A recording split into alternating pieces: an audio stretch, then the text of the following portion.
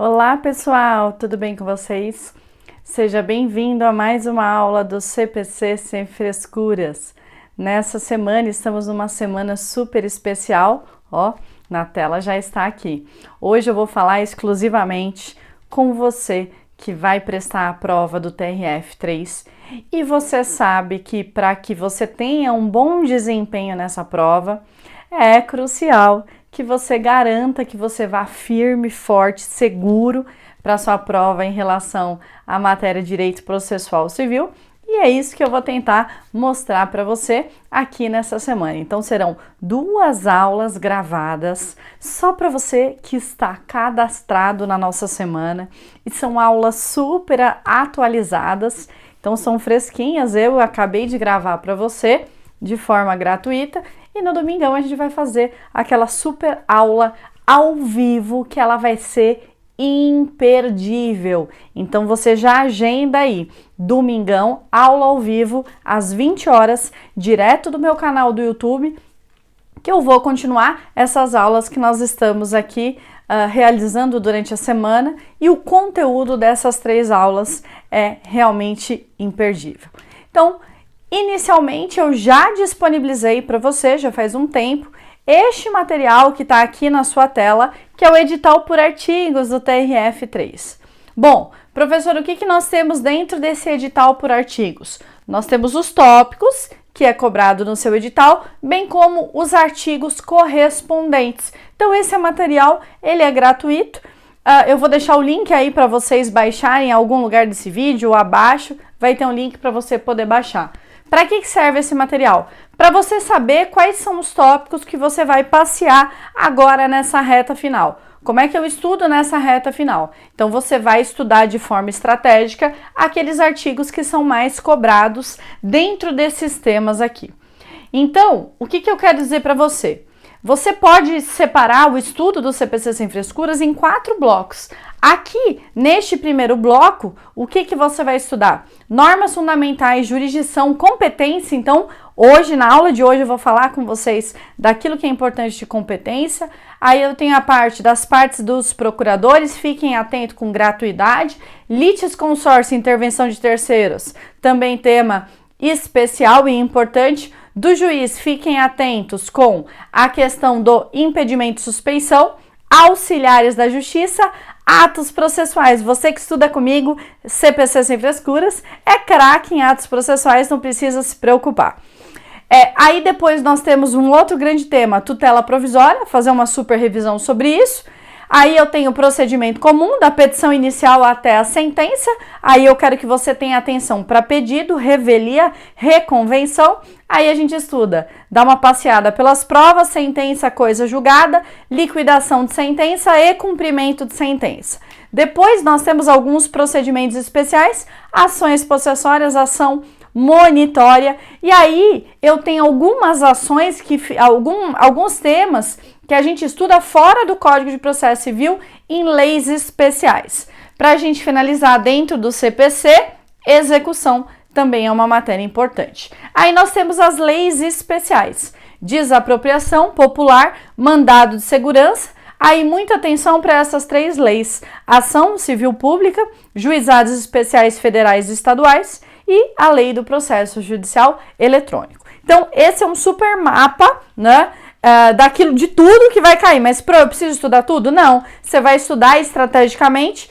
No nosso manual estratégico, existe lá aquela tabelinha toda colorida que eu já mostrei para vocês nas aulas gratuitas, aos domingos, que fala que dentro desses temas, quais são os artigos mais relevantes. Qual que é o meu objetivo aqui na aula de hoje? Na aula de hoje, eu vou trazer um mapinha mental para você sobre um tema que eu gosto muito, um tema muito especial, que é o tema competência, ok? Então, dentro de competência, como que eu estudo competência? E o que é competência, para que ela serve? Aí a gente volta um pouquinho em jurisdição. O que você vai estudar em jurisdição? Características da jurisdição, isso é muito importante que você saiba. Uma das características mais importantes é que a jurisdição ela é única e indivisível em todo o território nacional. Como assim, Pro? Olha só, diferentemente do poder legislativo e do poder executivo que a gente tem na esfera federal, estadual e municipal, o poder judiciário, que é a justiça, que é o processo que a gente está estudando, ele é uno e indivisível em todo o território nacional. Só que, por uma questão de didática, a nossa jurisdição, ela é dividida, ela é repartida em competências. E é isso que você precisa estudar dentro de competência. Eu coloquei até um conceito aqui para você. O que é competência? A competência é a medida da jurisdição, que é una e indivisível, como eu falei para vocês. Mas por uma questão de administração, a gente vai especializar os setores da função jurisdicional. Então, dentro do tema competência, vamos lá, vamos voltar nesse primeiro mapinha aqui. O que você precisa estudar? O que é importante dentro do Código de Processo Civil? A competência, como eu falei para vocês, ela é o limite da jurisdição, ok? Então, ela vai repartir a jurisdição em setores para que a jurisdição ela fique bem organizada. Bom, dentro disso, como que eu ensino para vocês competência? Primeiro, a gente estuda a competência internacional, que ela está regulamentada dentre os artigos 21 a 25 do Código de Processo Civil, e a competência internacional, ela é chamada, dentro do CPC, você vai ver lá o capítulo, dos limites da jurisdição nacional, ok? Então, essa é a competência internacional. O que a gente estuda dentro de competência internacional? Olha só, aqui eu vou trazer o outro mapinha de competência internacional. Então, dentro de competência internacional, nós estudamos, e é isso que você tem que estudar. Quando que a jurisdição brasileira, ela tem competência concorrente ou cumulativa? E quando que ela tem competência exclusiva? E é isso que vai cair na sua prova. Artigo 23 do CPC. Quais são as hipóteses que a jurisdição brasileira ela tem competência exclusiva? E ela não admite que aquele tema ele seja julgado por uma jurisdição internacional, ok? Então, dentro deste tema, competência internacional, a gente estuda a competência concorrente ou cumulativa, artigos 21 a 22, a competência exclusiva 23 e a concorrente no 24, junto com a litispendência. Então, a competência concorrente ou exclusiva, ela pode ter litispendência ou não, ok? Vamos voltar para o comecinho da nossa aula. Então, dentro de competência, primeiro você vai estudar os artigos 21 até 25 e depois a gente estuda aquela competência interna, que é chamada de competência territorial. Dentro da competência territorial, que você começa a estudar no 42 e vai até o 66, eu tenho 3 grandes temas. Primeiro, a gente estuda as disposições gerais, artigo 42 a 53. Depois, a gente estuda modificação da competência, 54 até 63. E depois, a gente estuda incompetência, artigos 64 até 66. Por que eu estou falando com vocês sobre competência de forma exaustiva nessa aula? E esse é o meu objetivo da aula número 1 da semana do TRF3. Porque competência é uma das questões que eu aposto que vai estar na sua prova e você vai ficar craque quando você entender este mapa mental e aí você passa a estudar a análise dos artigos, mas antes você precisa entender a estrutura do CPC. Então, primeiro a gente estuda a competência internacional e depois a gente entra para a competência territorial, ok? Dentro deste tema aqui, modificação da competência, eu tenho 4 grandes temas que eu quero que você estude, ok? Então, olha só, competência você vai estudar dos limites da jurisdição nacional e depois você vai estudar a competência territorial. Dentro deste tema aqui, ó, modificação da competência, eu fiz um mapinha mental daquilo que é mais importante, que são os temas. Você tem que ir para sua prova sabendo o que é conexão, o que é continência, o que é foro de eleição e qual a consequência da não alegação da incompetência relativa. Então, dentro do tema modificação de competência, esses são os 4 grandes temas que eu vou analisar com vocês aqui. Se não for na aula número 1, vai ser na aula número 2 ou no próprio domingo. Conceito de competência a gente já falou. E aí uma coisa importante que você saiba. A competência da jurisdição, ela é delimitada pela nossa Constituição Federal. E aí vem o Código de Processo Civil, que ele vai delimitar aquilo que a gente chama de competência territorial, ok? Então, olha só. Primeiro você aprendeu que a competência, o que a gente tem que estudar? A internacional dos limites da jurisdição e depois as regras de competência dentro do próprio Código de Processo Civil. Aí, um outro tópico que eu vou ensinar para vocês agora na aula de hoje é o seguinte. Para delimitar a competência, a doutrina e a legislação, ela se utiliza de critérios. Quais são os 3 critérios para fixar a competência? Eu tenho o critério objetivo, o critério funcional e o critério territorial. Muita atenção. Dentro do critério objetivo, objetivamente a gente vai analisar o quê? 3 tópicos. A gente analisa a competência pelo critério objetivo em relação à pessoa, em relação à matéria e em relação ao valor da causa. O que a gente analisa dentro deste critério objetivo? A gente analisa os elementos da ação. Aí a gente aproveita para aprender um pouquinho de ação, que também cai na sua prova. Quais são os elementos da ação? Partes, quem são as partes, quem é o autor, quem é o réu, qual que é o pedido e qual que é a causa de pedir, que são os fatos e os fundamentos jurídicos de determinada ação. Então, dentro do critério objetivo, para a gente saber quem é o juízo competente, a gente tem que analisar a pessoa, a matéria e o valor da causa. Exemplo, olha só, valor da causa. Vamos imaginar que é uma causa da justiça comum, que ela tem até 40 salários mínimos. Bom, quem que pode ser o juízo competente neste caso? O juizado especial cível.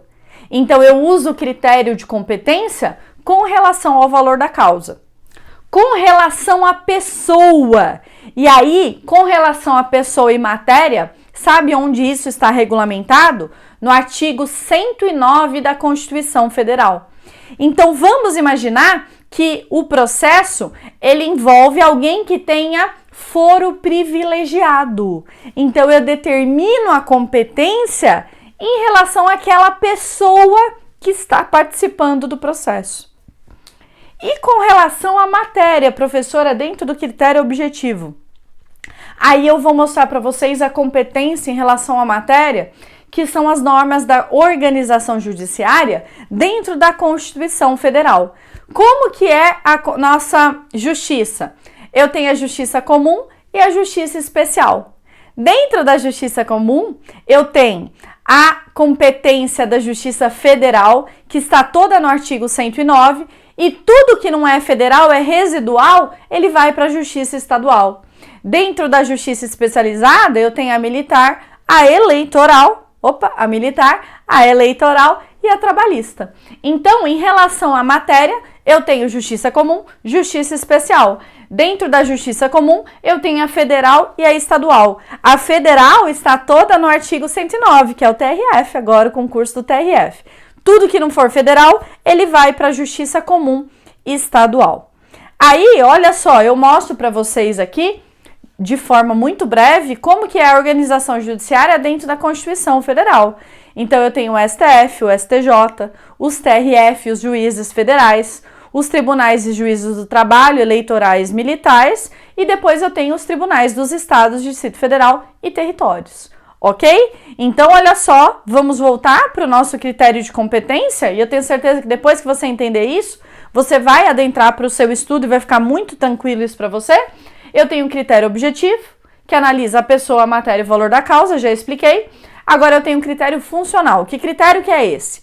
O funcional, ele analisa o conjunto de atribuições que as leis conferem a vários órgãos do Poder Judiciário. E eu vou ter a competência funcional por fases do procedimento e a originária e recursal.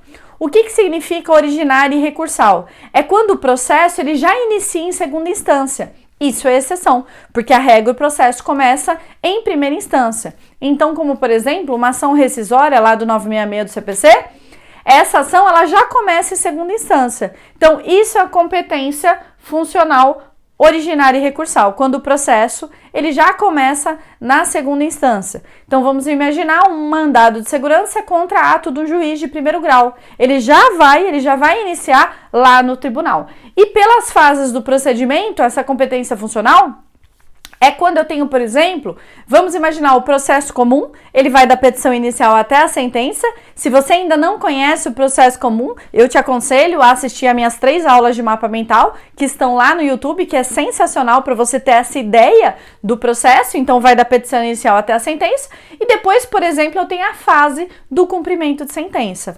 Essa é a competência funcional. E eu tenho o critério de competência territorial. O territorial é aquele que analisa a divisão da jurisdição em relação a foro ou circunscrição judiciária quando a gente fala em justiça federal. Então, estadual ou foro estadual ou circunscrição judiciária na área federal. Então, esses são os critérios de competência. Percebam que esses critérios, eles não estão somente no Código de Processo Civil. Ele está na Constituição Federal, em normas de organização judiciária, e o Código de Processo Civil, ele se preocupou em regulamentar de forma exaustiva e específica esta competência territorial. E é isso aqui que você tem que ir para a sua prova de CPC craque, sabendo todos os artigos. Volto. Onde está essa competência territorial? Lá no começo da nossa aula, o que eu mostrei para você? Olha só, dentro de competência, a gente vai estudar a competência internacional. E essa competência aqui que a gente estuda do 42 ao 66 é a competência territorial que eu acabei de explicar para você, que é um dos critérios de competência. Então, o estudo da competência, ele não se resume somente ao Código de Processo Civil. Eu tenho Constituição Federal, eu tenho normas de organização judiciária, mas o CPC, ele regulamentou exaustivamente a competência territorial. Então, como assim, Pro? Imagina uma ação que envolve um bem imóvel. Então, qual é o foro competente? É o foro competente do domicílio do autor, do domicílio do réu ou da situação onde se encontra o imóvel? Da situação que se encontra o imóvel em regra. E é isso que a gente estuda exaustivamente, artigos 42 a 66, que é a competência territorial que eu acabei de explicar para vocês, ok? Bom, além dos critérios de competência, quando a gente estuda competência, você precisa saber qual é a diferença daquilo que a gente chama de competência absoluta para a competência relativa. E é isso que você vai aprender agora. A competência, quando a gente fala absoluta, é aquela que está determinada na lei e ela não pode ser alterada pela vontade das partes, de forma alguma. Essa é a competência absoluta. O que é competência relativa? A relativa é aquela que está estabelecida na lei, então eu tenho uma regra geral na lei, mas se as partes quiserem, elas podem alterar essa competência. Isso é competência relativa. E a competência relativa, aproveitando, eu vou fazer um link, ela pode ser alterada pelas partes através de um contrato, por exemplo, prevendo um futuro processo se houver. E essa convenção em que as partes alteram a competência relativa, ela é chamada de negócio jurídico processual. É através de um negócio jurídico processual, lá do artigo 191 do CPC, estude esse artigo com afinco, o 190 e o 191. Então, a competência relativa ela pode ser alterada por vontade das partes antes do processo começar, ok? Então, olha só, dentro de competência, a gente tem que saber que existem competências absolutas e relativas. Dentro daqueles critérios de competência que eu acabei de ensinar para você, o que é regra? Claro que tem algumas exceções. O que é regra absoluta? Competência em relação à pessoa, matéria, tá lá na Constituição Federal, por isso que é absoluta, a funcional e, excepcionalmente, a competência com relação ao valor da causa, ela pode ser absoluta, mas excepcionalmente. Por quê? Em regra, a competência em relação ao valor da causa e territorial que eu ensinei para vocês, ela é relativa. Essas regras vão ter exceções e eu falo para você na aula quando for importante.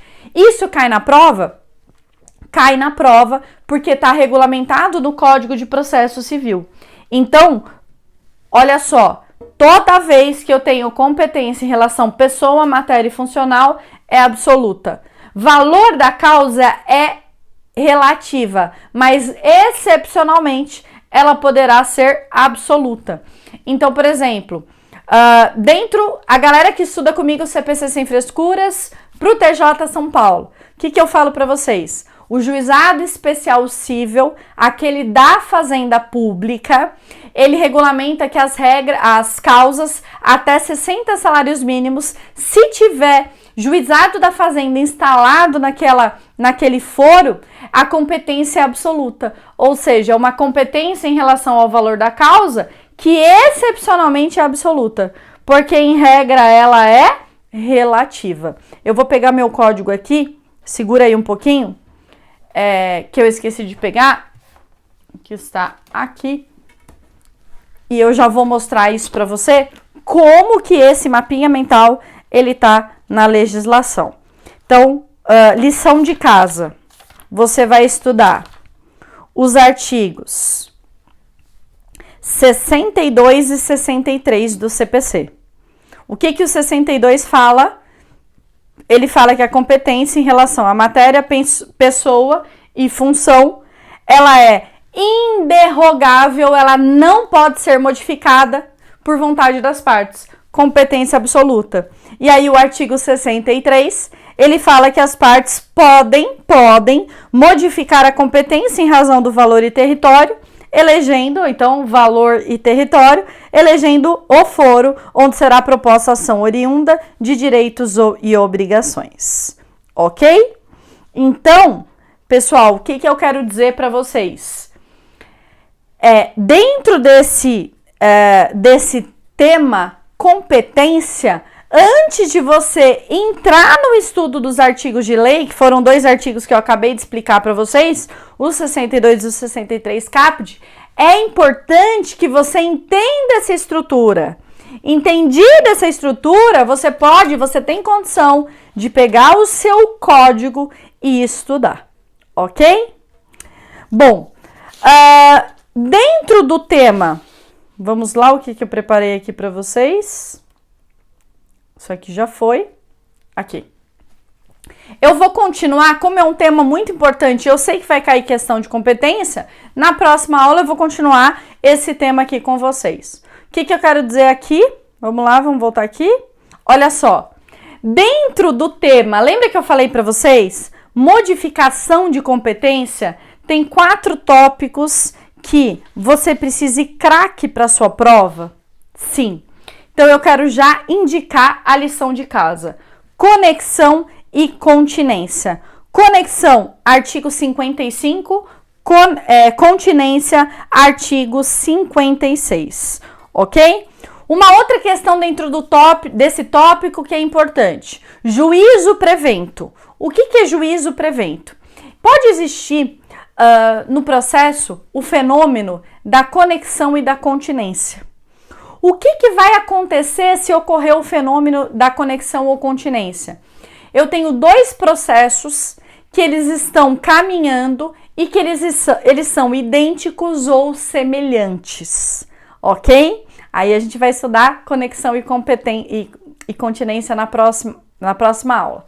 Qual que é a consequência se eu tenho 2 processos caminhando que são iguais ou eles são muito parecidos? Conexão ou continência? O ideal é que esses processos sejam reunidos para julgamento conjunto, para que não haja divergência entre a decisão destes processos. Mas, se eu tenho dois processos caminhando, um na primeira vara civil, um na segunda, e é ideal que esses processos sejam reunidos, quem que vai ficar com o processo? O juiz da primeira vara ou da segunda? Então, é um sorteio ou escolhe diante do caso concreto? Não. Aí, quem vai ficar com um processo, com um presente, com os processos, é o juiz prevento. E quem é o juiz prevento? O artigo 59, ele fala que o juiz prevento é aquele que, primeiramente, ele teve aquela ação registrada ou distribuída. Então, o juiz prevento é aquele em que a primeira ação, qual foi a primeira que foi registrada ou distribuída, esse juiz é que vai ganhar este presente. E esse tópico é muito importante também para você. Sobre essa questão aqui da não alegação da incompetência relativa, o que eu quero dizer para você? Qual que é a consequência? A competência absoluta, como ela não pode ser modificada pela vontade das partes, é uma matéria que a gente chama de matéria de ordem pública. Então, o juízo que ele é incompetente, ele nunca vai se tornar competente, ok? Isso quando eu falo de competência absoluta. Agora, quando eu falo de competência relativa, é o seguinte, quando eu tenho juízo relativamente competente por foro de eleição, então existe um momento processual adequado para aquele que tenha interesse em arguir a incompetência relativa do juízo, arguir. Agora, se ele não faz essa arguição no momento correto, aí a gente chama de prorroga-se a competência. O que é prorrogar a competência? Aquele juízo que não era competente inicialmente, mas sempre para relativa, ele acaba se tornando competente se o interessado ele não alegar isso no momento oportuno. E aí, qual que é o momento oportuno para que o interessado ele faça a sua arguição de incompetência? Então, olha só, o artigo 64 do Código de Processo Civil, ele fala que a incompetência, seja absoluta ou relativa, ela deve ser arguída como preliminar de contestação.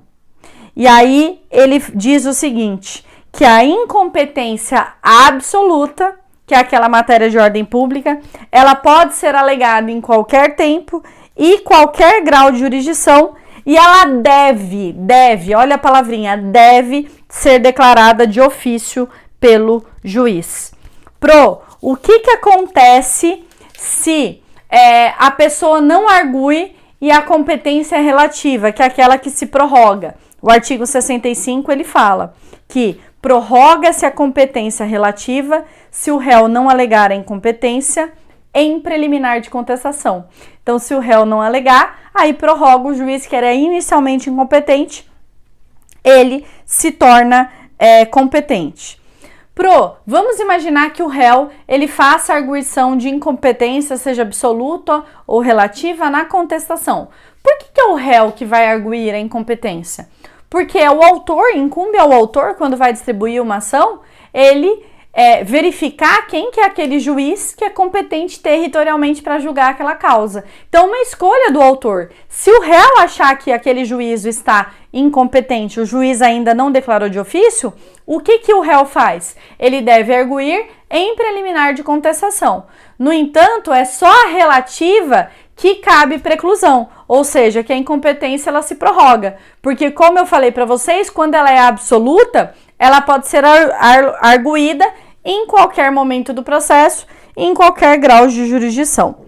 O que acontece, se o réu alega incompetência na contestação e o juiz acolhe? Ele extingue o processo? Isso muitos alunos erram na prova. Não, o juiz ele não extingue, ele vai encaminhar o processo para o juízo competente. Essa é a regra do parágrafo 3º do artigo 64, que ele diz que, caso a alegação de incompetência seja acolhida, os autos serão remetidos ao juízo competente. Então, presta atenção no que eu vou te falar agora. diante de todo esse material que nós acabamos de estudar, eu quero que você entenda, primeiro, como que a gente faz o estudo de competência. A gente faz entendendo essa divisão do Código de Processo Civil, através desses artigos. Então, lição de casa, leitura com atenção de todos esses artigos. Depois, eu ensino para vocês o que é competência, para você entender a nossa organização judiciária. Aí, muito importante, qual que é o critério para delimitar a competência? O autor tem que saber sempre quem é o juízo competente. Aí eu tenho esses 3 critérios. E é dentro desses 3 critérios que a gente desenvolve o estudo de competência dentro do Código de Processo Civil. Porque dentro do Código de Processo Civil nos interessa com maior importância as questões de competência territorial. Eu vou encerrando a nossa aula de hoje por aqui. Eu espero que você tenha gostado, espero que tenha sido muito produtivo para você e eu te vejo na nossa próxima aula. Beijos!